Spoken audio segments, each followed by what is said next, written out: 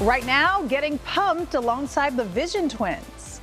If you're not overweight or obese, swipe off this video. That hook grabbed a lot of people's attention. The brothers motivating millions online, one click at a time. Plus, the stars behind the drama hit Lioness. We work hard, but we play hard too. Dishing on-set dynamics with Hollywood royalty. But first, welcome to this brand new Arizona's Family original with me, Yetta Gibson. And tonight, a sit down with a rising star with deep roots here in the Valley. And for this one, Ian got the one-on-one with her, and she is really making a name for herself. Big time. She's a lot of fun. She has great music. Her name is Upsahl. She goes by just one name. One name. That means she's cool. That's right. Think of all the other big stars that go by one name. Beyonce, Yeah. Madonna, Yeah. Prince. Yeah. So she's in good She's company. right there with them.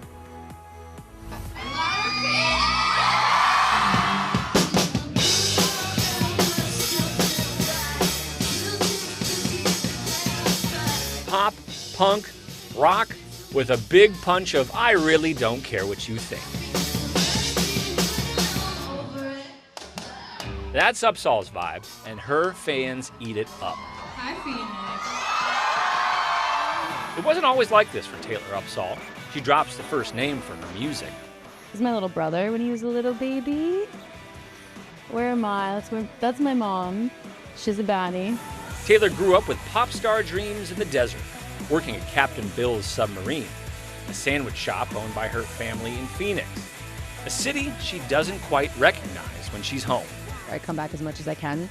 Every time there's just we were just saying way more traffic, new buildings, new apartments, everyone's moving here. She moved to LA 6 years ago to chase her dreams. Making that leap, moving, leaving home, which you're born and raised here. What was that like? It was terrifying, definitely. My whole life I was like, oh, I'm gonna go to college, right when I graduate high school, and then, fell in love with music more and more, and then ended up being I'm actually just gonna move to LA and hope for the best and see what happens. What happened includes hundreds of millions of song streams and songwriting behind the scenes for some of the biggest names in music. How did that all work?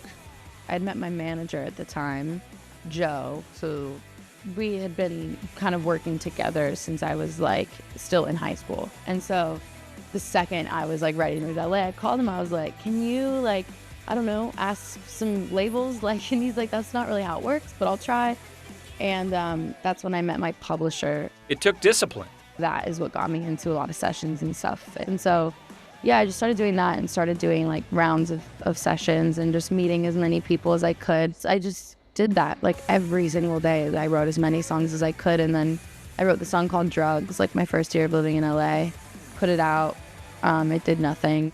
Nothing for about 2 years, and then social media did its thing.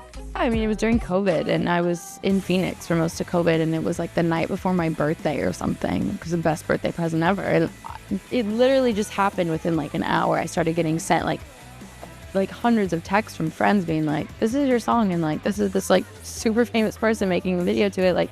What's going on? It got picked up on TikTok, and that sort of changed my life, and I'm so grateful.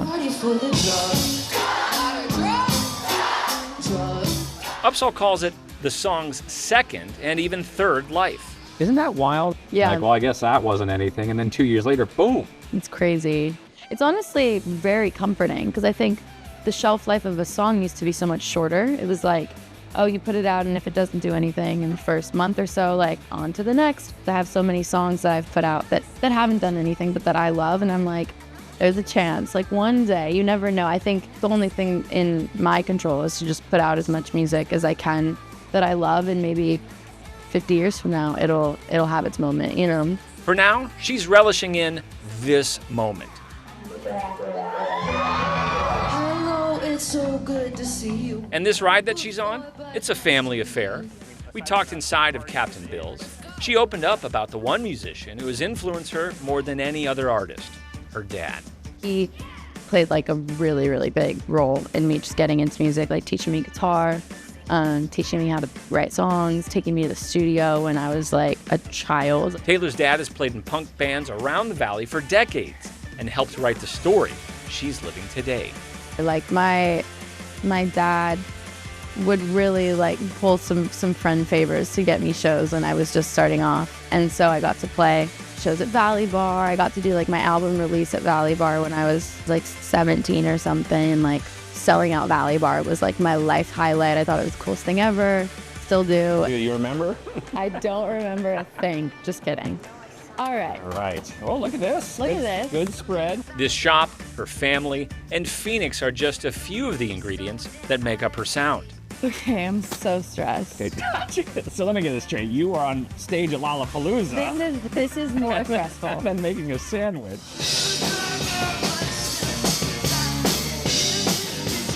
Taylor has a varied mix when it comes to her music. Loving No Doubt when Stefani was like my girl. I loved her.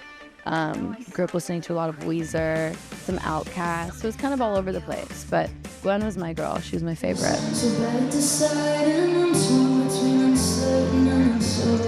Some songs are slower and introspective, and others just move and are all about the party.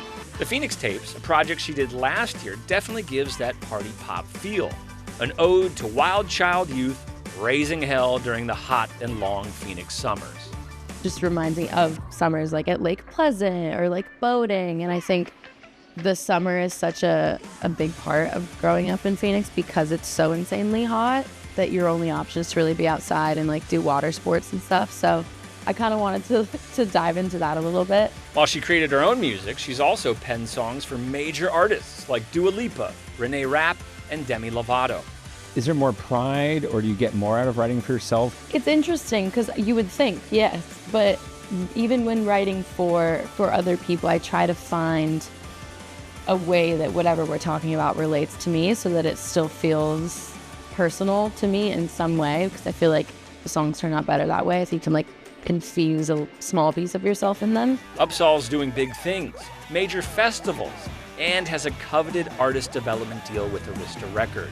She says, as an artist, it's a battle sometimes. Sometimes it's so easy to feel like, maybe I shouldn't be doing this, or am I delusional for thinking I could do this, you know? It's a type of vulnerability her fans, mainly younger girls going through the same in their own existential orbits, really connect with. I am a young girl in my 20s. I feel like a lot of the girls relate. And I think the way I want people to feel when they listen is just like empowered, whether it's being empowered through saying very vulnerable things that maybe could be embarrassing. What I loved about her music and getting to know Taylor as a person, there was nothing mean or standoffish about her. Nothing but positive vibes. Cheers. That's it. I hope this is good. I'm sorry if it's not. It smells. It's good. You still got it, girl. Upsahl says being back home in Phoenix is crucial. Time to be with family, recharge, and time to take a moment to be proud of what she's accomplished and what's ahead. You take a moment to stop and be proud. Oh, that's a cool question. I think a lot of times it happens when I'm home, actually, because my parents are so good at, they're very like, we're so proud of you, like how far you've come, whatever. The things I'm doing today, like me a year ago would think that is so cool. I really like her. She's like a rock star. She's cool. She's smart in the craft, and she's very relatable. So kind, so relatable. She just finished up a 35-city tour in Paris. Tonight is when it ends. Paris. Yeah, big stuff, Yeah. and I cannot wait to see what she does next. And those moments are important to stop, even though you're on that climb to the top, and say, I'm proud of what I've done so far. It's always interesting to ask people who are on the upswing that, and people who are already there. It's a good question. It was cool. Yeah. I really like her. Yeah. She's got it. She's it. We're going to be talking about her more. Hopefully she takes my call when she's big time. Well, she made you a sandwich. I think that's a good start. It was a good sandwich. Thank you so much. Great story. Up next, behind the scenes with the stars of Lioness. We bonded right away. Aw, love you. Revealing friendships on set with some of Hollywood's biggest names. Plus, in the chat. On their phone at full blast. Who does that? The airplane travel behavior driving you crazy ahead of a busy holiday season. All of that when this Arizona's Family original with me, Yetta Gibson, returns.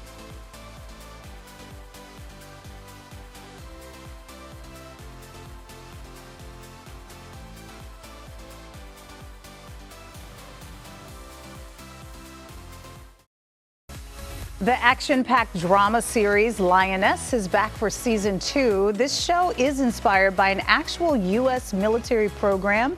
Actress Zoe Saldana plays Jo, who attempts to balance her personal and professional life, all while playing a critical role in the CIA's war on terror. No big deal, right?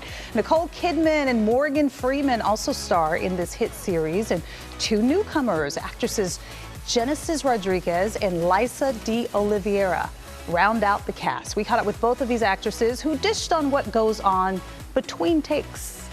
Bonded right away. That was surprising because you never know what it's going to be like, and it was such a beautiful connection right away, and I'm really thankful for that. I'm really thankful that, aw, love you. I mean, me and Jenny are doing TikToks in between takes to just keep it light, you know?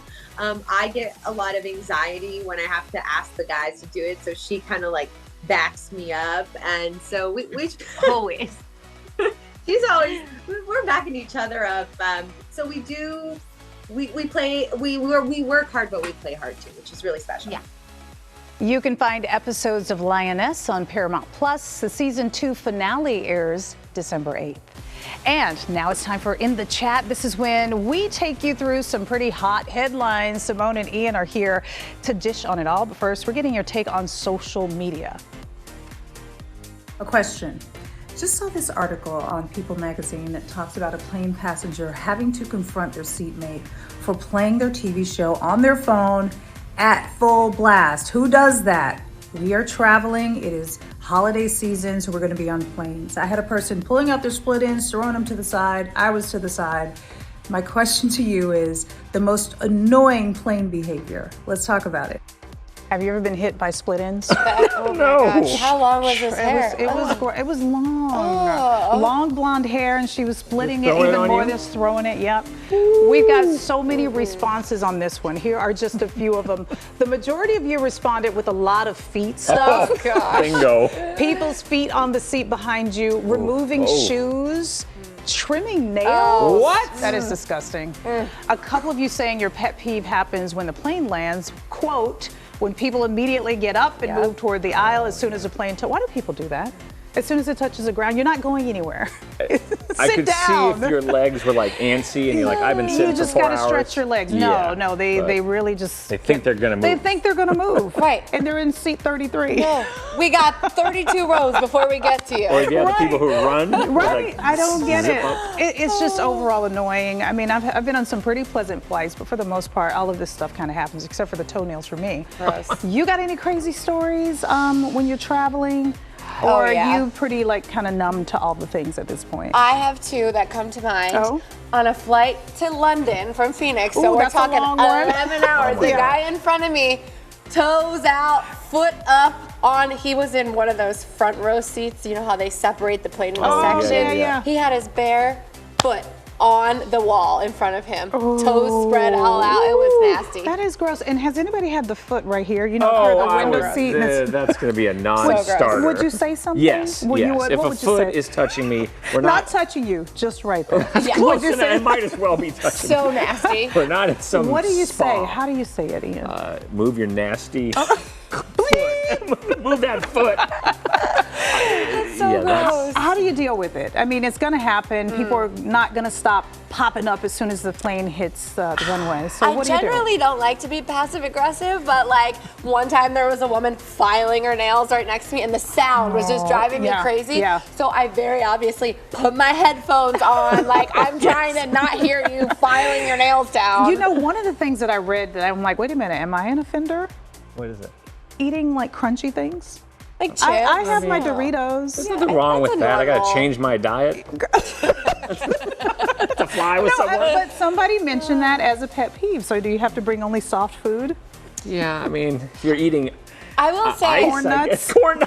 Smelly food, no. Yeah. Don't get on the plane Although with smelly sometimes food. I see like someone has like, I don't know, ribs or whatever. And I'm Ribs? like, yes, and then I'm jealous. It might be smelling. What flight are you on? Where are you going? Never sat first class before, Never seen Ian. anybody eating ribs. Salisbury On that steak. note, we will move on. People are leaving because it's Thanksgiving. So before we go to break, Thanksgiving is this week. What are your plans? What are you thankful for? Well, I'm gonna have ribs. You know coming to that. your house. Come on by. What are you thankful for this year? The two things that never change with me: my health, Yes. and my family, Yeah. and that's 365 days a year. I love it. Love that. Yeah, family. Self growth this year. Yes. Okay, flower. Going to Philly, going to see the fam. Yeah. So Every year, does it change for you other than your basics? Because you know you can't buy that stuff. That's the stuff that you have to treasure always. It's But always those. I like the growth part because we gotta can live never that. stop doing that What about as you, humans. Yetta? My kids, just my life. I mean, I'm grateful for everything that I have and everything that I've been through to get here. So Amen. that's me. love it. Thank you guys so much for joining me. We still got a lot more to come. Ready? Let's set some goals. Up next, Yeah, I thought I was gonna end up on 600-pound life. I thought that was my destiny. the famous fitness brothers changing lives all over the country. That's next when this Arizona's Family original with me, Yetta Gibson, returns.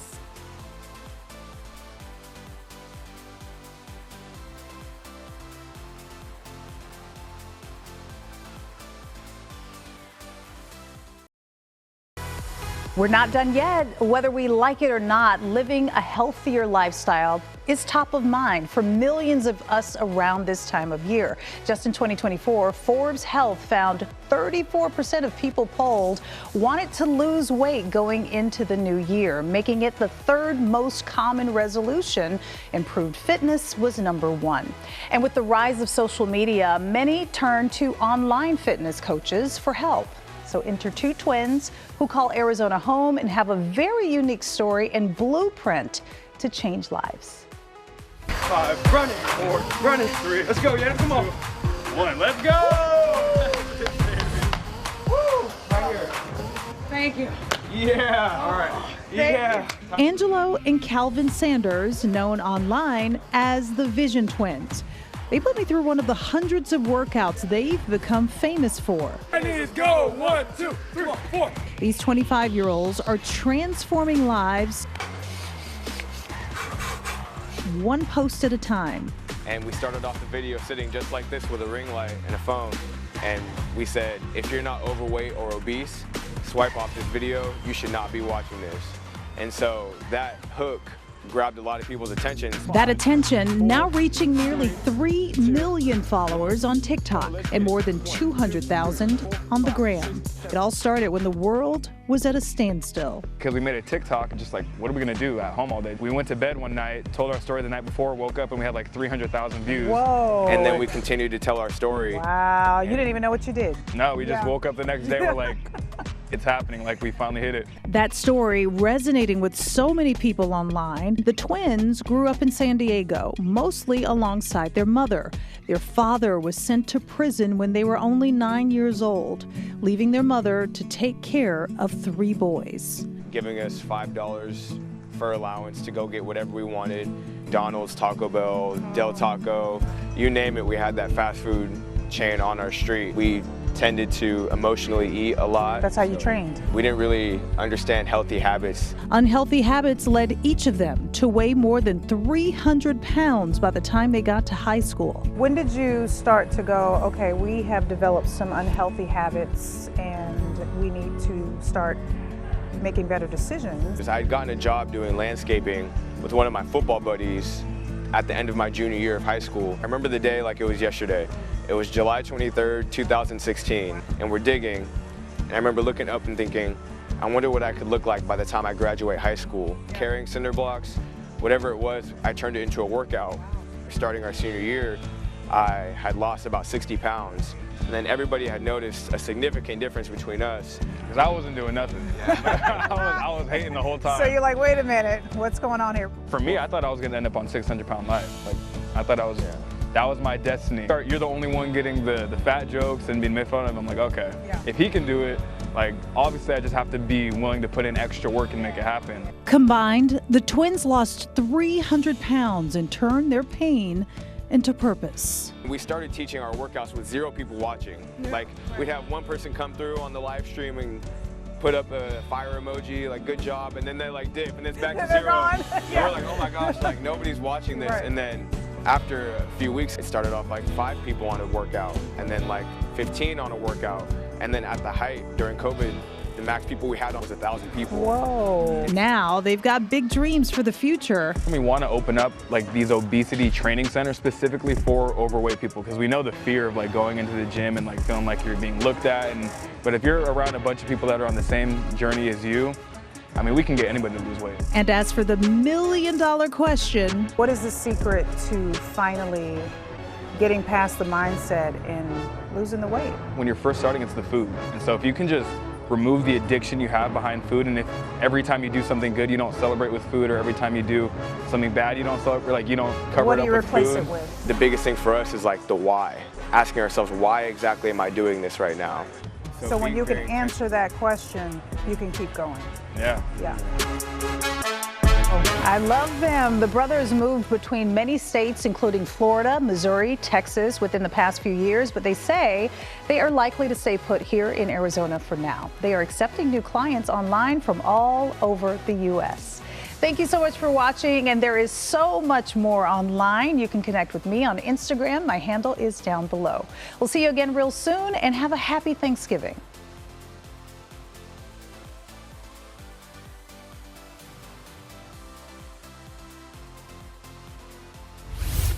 And then I forgot to tell my mom about it. So I was just like, we're just doing it here. And so like yesterday I was like, yeah, by the way, she's like, someone called. I think you called. Like, you're filming at the sub show? I was like, yeah, sorry. Yeah, now we're doing a full interview. I love it. On Fridays, my mom doesn't know this, but we would like shut the shop down and like throw all of our like fun high school parties here. If my mom sees this and I'm doing a bad job, I'll never hear the end of it. Sibling rivalries are real. Yes. Yeah, that's what really. I don't like this. Is it good? What the? Frozen now? No, we got a few. I like those. No, I'm not trying to look like that. Thanks, guys. Okay.